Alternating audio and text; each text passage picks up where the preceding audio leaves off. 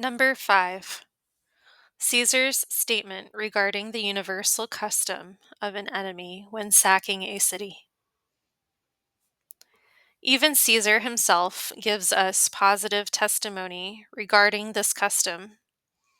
For in his deliverance in the Senate about the conspirators, he says, as Sallust, a historian of distinguished veracity, writes, that virgins and boys are violated, children torn from the embrace of their parents, matrons subjected to whatever should be the pleasure of the conquerors, temples and houses plundered, slaughter and burning rife.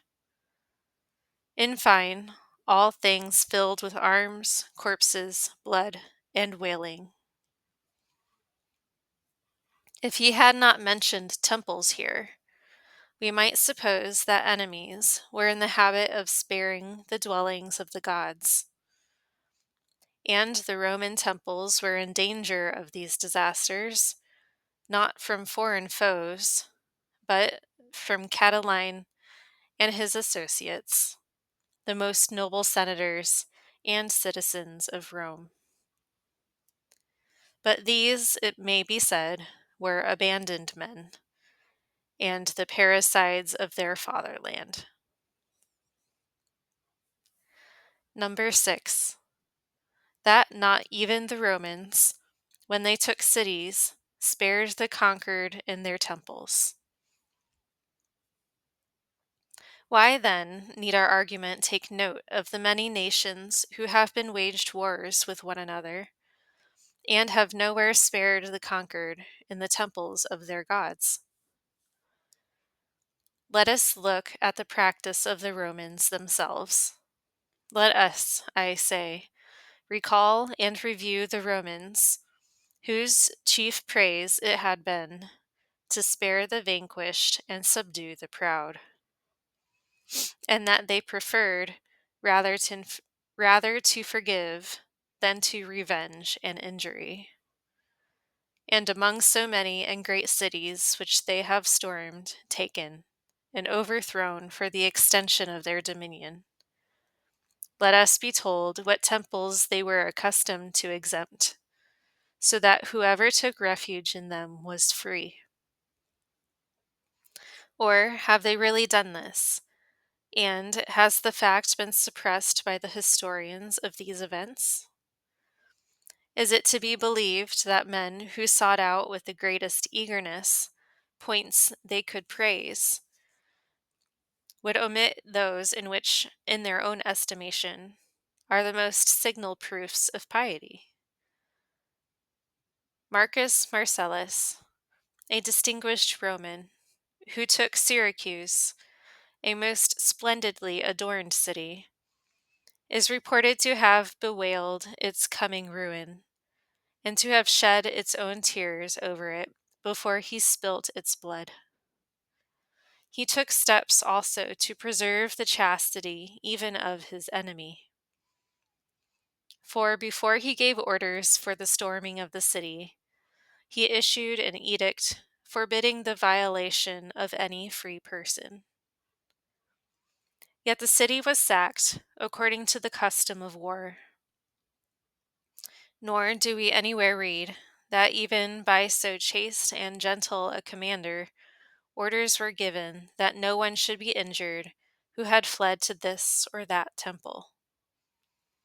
And this, certainly, would by no means have been omitted, when neither his weeping nor his edict preservative of chastity could be passed in silence. Fabius, the conqueror of the city of Tarentum, is praised for abstaining from making booty of the images.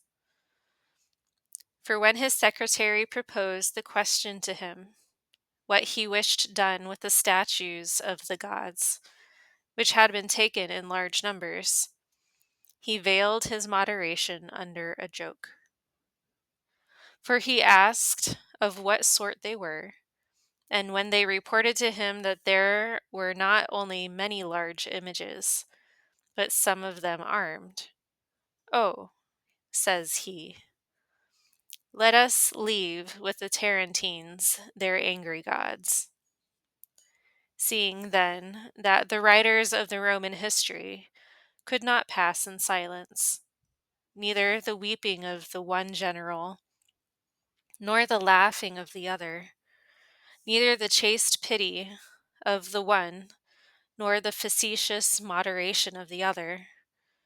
On what occasion would it be omitted, if, for the honor of any of their enemies' gods, they had shown this particular form of leniency, that in any temple slaughter or captivity was prohibited? Number 7. That the cruelties which occurred in the sack of Rome were in accordance with the custom of war, whereas the acts of clemency resulted from the influence of Christ's name. All the spoiling, then, which Rome was exposed to in the recent calamity, all the slaughter, plundering, burning, and misery, was the result of the custom of war. But what was novel was that savage barbarians showed themselves in so gentle a guise that the largest churches were chosen and set apart for the purpose of being filled with the people to whom quarter was given, and that in them none were slain, from them none forcibly dragged,